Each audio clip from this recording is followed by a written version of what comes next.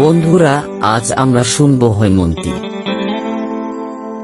গল্পের দ্বিতীয় পর্ব। আমার প্রণাম লইবার জন্য সবুর করিলেন না। পিছন হইতে দেখিতে পাইলাম, এবার পকেট হইতে রুমাল বাহির হইল। আমি স্তব্ধ হইয়া বসিয়া ভাবিতে লাগিলাম। মনে বুঝিলাম, ইহারা অন্য জাতের মানুষ। বন্ধুদের অনেককেই তো বিবাহ করিতে দেখিলাম।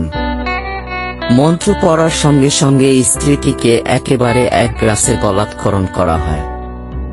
পাকযন্ত্রে পৌঁছিয়া কিছুক্ষণ বাদে এই পদার্থটির নানা গুণাগুণ প্রকাশ হইতে পারে এবং ক্ষণে ক্ষণে আভ্যন্তরিক উদ্বেগ উপস্থিত হইয়াও থাকে, কিন্তু রাস্তাটুকুতে কোথাও কিছুমাত্র বাধে না। আমি কিন্তু বিবাহ সভাতেই বুঝিয়াছিলাম, দানের মন্ত্রে স্ত্রীকে যেটুকু পাওয়া যায় তাহাতে সংসার চলে, কিন্তু 15 না বাকি থাকিয়া যায়। আমার সন্দেহ হয়, অধিকাংশ লোকে স্ত্রীকে বিবাহমাত্র করে, পায় না এবং জানেও না যে পায় নাই। তাহাদের স্ত্রীর কাছেও আমৃত্যুকাল এর খবর ধরা পড়ে না। কিন্তু সে যে আমার সাধনার ধন ছিল, সে আমার সম্পত্তি নয়, সে আমার সম্পদ। শিশির, না, এ নামটা আর ব্যবহার করা চলিল না। একে তো এটা তাহার নাম নয়, তাহাতে এটা তাহার পরিচয় নহে। সে সূর্যের মতো ধ্রুব, সে ক্ষণজীবিনী উষার বিদায়ের অশ্রুবিন্দুটি নয়। কি হইবে গোপনে রাখিয়া, তাহার আসল নাম হৈমন্তী। দেখিলাম, এই 17 বছরের মেয়েটির উপরে যৌবনের সমস্ত আলো আসিয়া পড়িয়াছে, কিন্তু এখনো কৈশোরের কোল হইতে সে জাগিয়া উঠে নাই। ঠিক যেন শৈল চূড়ার বরফের উপর সকালের আলো ঠিকরিয়া পড়িয়াছে, কিন্তু বরফ এখনো গলিল না। আমি জানি, কি অকলঙ্ক শুভ্র সে, কি নিবিড় পবিত্র। আমার মনে একটা ভাবনা ছিল যে লেখাপড়া জানা বড় মেয়ে, কি জানি কেমন করিয়া তাহার মন পাইতে হইবে। কিন্তু অতি অল্প দিনেই দেখিলাম, মনের রাস্তার সঙ্গে বইয়ের দোকানের রাস্তার কোনো জায়গায় কোনো কাটাকাটি নাই। কবে যে তাহার সাদা মনটির উপরে একটু রং ধরিল, চোখে একটু ঘোর লাগিল, কবে যে তাহার সমস্ত শরীর মন যেন উৎসুক হইয়া উঠিল, তাহা ঠিক করিয়া বলিতে পারিব না। এ তো গেল একদিকের কথা, আবার অন্য দিকও আছে, সেটা বিস্তারিত বলিবার সময় আসিয়াছে। রাজসংসারে আমার শ্বশুরের চাকরি। ব্যাংকে যে তাহার কত টাকা জমিল সে সম্বন্ধে জনশ্রুতি নানা প্রকার অঙ্কপাত করিয়াছে, কিন্তু কোনো অঙ্কটাই লাখের নিচে নামে নাই। ইহার ফল হইয়াছিল এই যে, তাহার পিতার দর যেমন যেমন বাড়িল, হৈমর আদরও তেমনি বাড়িতে থাকিল। আমাদের ঘরের কাজকর্ম রীতি পদ্ধতি শিখিয়া লইবার জন্য সে ব্যগ্র, কিন্তু মা তাহাকে অত্যন্ত স্নেহে কিছুতেই হাত দিতে দিলেন না। এমনকি হৈমর সঙ্গে পাহাড় হইতে যে দাসী আসিয়াছিল, যদি এভাবেই দিন চলিয়া যাইতে পারিত, কিন্তু হঠাৎ একদিন বাবার মুখ ঘোর অন্ধকার দেখা গেল।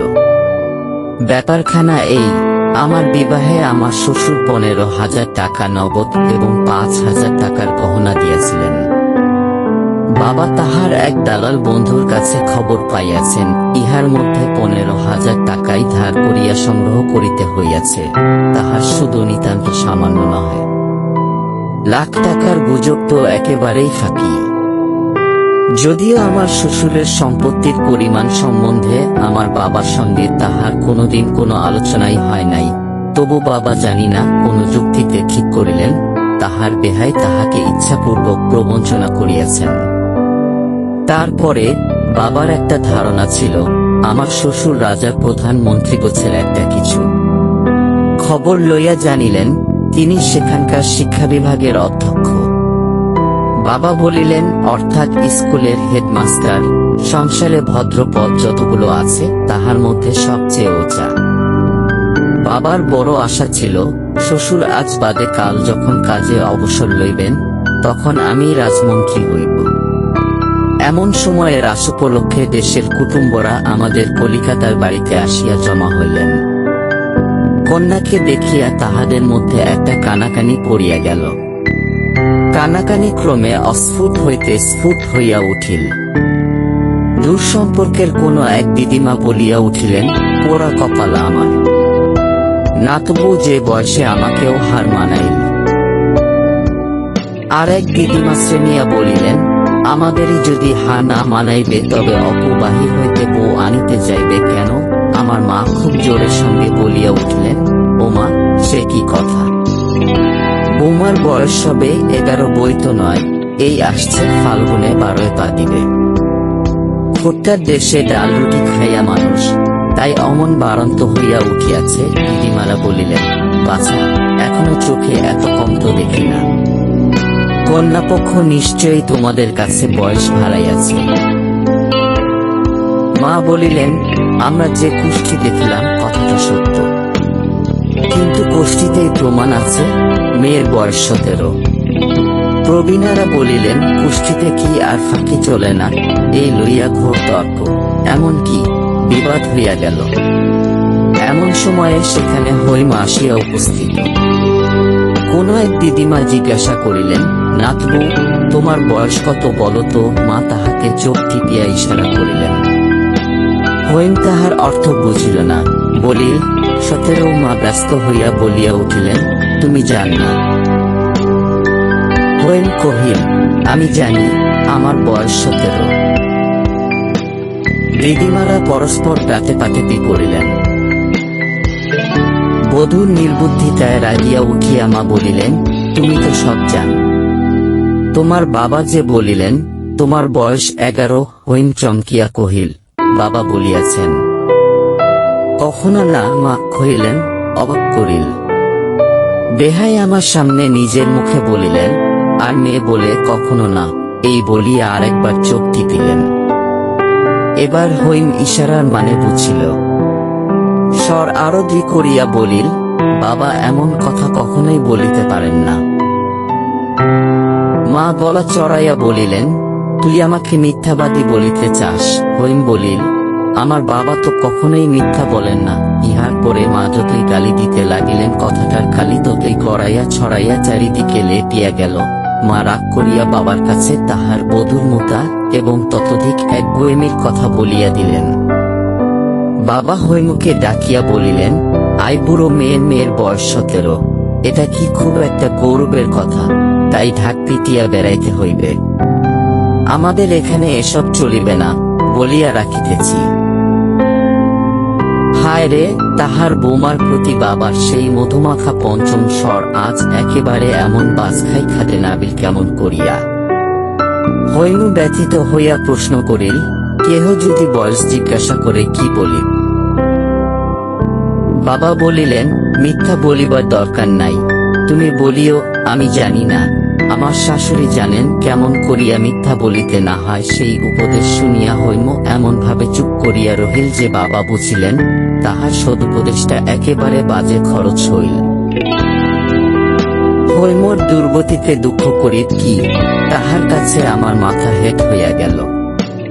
সেদিন দেখিলাম শরৎপ্রভাতের আকাশের মতো তাহার চোখের সেই সরল উদার দৃষ্টি একটা কি সংশয়ে ম্লান হইয়া গেছে। ভীত হরিণীর মতো সে আমার মুখের দিকে চাহিল। ভাবিল, আমি ইহাদিগকে চিনি না। সেদিন একখানা শৌখিন বাঁধাইকরা ইংরাজি কবিতার বই তাহার জন্য কিনিয়া আনিয়াছিলাম। বইখানি সে হাতে করিয়া লইল এবং আস্তে আস্তে কোলের উপর রাখিয়া দিল। একবার খুলিয়া দেখিল না। আমি তাহার হাতখানি তুলিয়া ধরিয়া বলিলাম, হৈম, আমার উপর রাগ করিও না। আমি তোমার সত্যে কখনো আঘাত করিব না। আমি যে তোমার সত্যের বাঁধনে বাঁধা। হৈম কিছু না বলিয়া একটুখানি হাসিল। সে হাসি বিধাতা যাহাকে দিয়াছেন তাহার কোনো কথা বলিবার দরকার নাই। পিতার আর্থিক উন্নতির পর হইতে দেবতার অনুগ্রহকে স্থায়ী করিবার জন্য নতুন উৎসাহে আমাদের বাড়িতে পূজার্চনা চলিতেছে। এ পর্যন্ত সে সমস্ত ক্রিয়াকর্মে বাড়ির বধূকে ডাক পড়ে নাই। নতুন বধূর প্রতি একদিন পূজা সাজাইবার আদেশ হইল। সে বলিল, মা, বলিয়া দাও কি করিতে হইবে। ইহাতে কাহারও মাথায় আকাশ ভাঙিয়া পড়িবার কথা নয়, কারণ সকলেরই জানা ছিল মাতৃহীন প্রবাসের কন্যা মানুষ। কিন্তু কেবলমাত্র হৈমকে লজ্জিত করাই এই আদেশের হেতু। সকলেই গালে হাত দিয়া বলিল, ওমা, এ কি কাণ্ড! এ কোন নাস্তিকের ঘরের মেয়ে! এবার এ সংসার হইতে লক্ষ্মী ছাড়িল, আর দেরি নাই। এই উপলক্ষে হৈমর বাপের উদ্দেশ্যে যাহা না বলিবার তাহা বলা হইল। যখন হইতে কটু কথার হাওয়া দিয়াছে, হৈম একেবারে চুপ করিয়া সমস্ত সহ্য করিয়াছে। একদিনের জন্য কাহারও সামনে সে চোখের জলও ফেলে নাই। আজ তাহার বড় বড় দুই চোখ ভাসাইয়া দিয়া জল পড়িতে লাগিল। সে উঠিয়া দাঁড়াইয়া বলিল, আপনারা জানেন, সে দেশে আমার বাবাকে সকলে ঋষি বলে। ঋষি বলে? ধরি একটা হাসি পড়িয়া গেল। ইহার পরে তাহার পিতার উল্লেখ করিতে হইলে প্রায় বলা হইত, তোমার ঋষি বাবা। এই মেয়েটির সকলের চেয়ে দর্দের জায়গাটি যে কোথায় তাহা আমাদের সংসার বুঝিয়া লইয়াছিল। বস্তুত আমার শ্বশুর ব্রাহ্মণ নন, খ্রিস্টানও নন, হয়তোবা নাস্তিকও না হইবেন। দেবার্চনার কথা কোনোদিন তিনি চিন্তাও করেন নাই।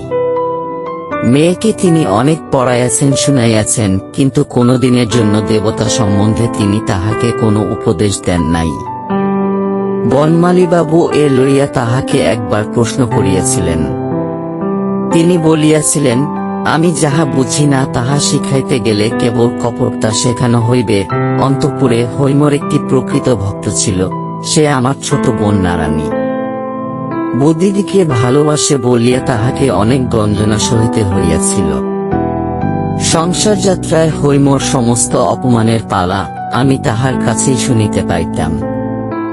একদিনের জন্য আমি হৈমর কাছে শুনি নাই। এসব কথা সংকোচে সে মুখে আনিতে পারিত না। সে সংকোচ নিজের জন্য নহে। হৈম তাহার বাপের কাছ হইতে যত চিঠি পাইত সমস্ত আমাকে পড়িতে দিত। চিঠিগুলি ছোট কিন্তু রসে ভরা। সেও বাপকে যত চিঠি লিখিত সমস্ত আমাকে দেখাইত। বাপের সঙ্গে তাহার সম্বন্ধটিকে আমার সঙ্গে ভাগ করিয়া না লইলে তাহার দাম্পত্য যে পূর্ণ হইতে পারিত না। তাহার চিঠিতে শ্বশুরবাড়ি সম্বন্ধে কোনো নালিশের ইশারাটুকু ছিল না। থাকিলে বিপদ ঘটিতে পারিত। নারানীর কাছে শুনিয়াছি, শ্বশুরবাড়ির কথা কি লেখে জানিবার জন্য মাঝে মাঝে তাহার চিঠি খোলা হইত। চিঠির মধ্যে অপরাধের কোনো প্রমাণ না পাইয়া উপরওয়ালাদের মন যে শান্ত হইয়াছিল তাহা নয়। বোধ করি তাহাতে তাহারা আশাভঙ্গের দুঃখই পাইয়াছিলেন। ভীষণ বিরক্ত হইয়া তাহারা বলিতে লাগিলেন, এত ঘন ঘন চিঠি বা কিসের জন্য? বাপি যেন সব, আমরা কি কেহ নই? এই লইয়া অনেক অপ্রিয় কথা চলিতে লাগিল। আমি মুগ্ধ হইয়া হৈমকে বলিলাম, তোমার বাবার চিঠি আর কাহাকেও না দিয়া আমাকেই দিও। কলেজে যাইবার সময় আমি পোস্ট করিয়া দিব। হৈম বিস্মিত হইয়া জিজ্ঞাসা করিল, কেন? আমি লজ্জায় তাহার উত্তর দিলাম না। বন্ধুরা, হৈমন্তী গল্পের তৃতীয় পর্ব শুনতে লাইক, কমেন্ট, শেয়ার দিয়ে পাশে থাকুন।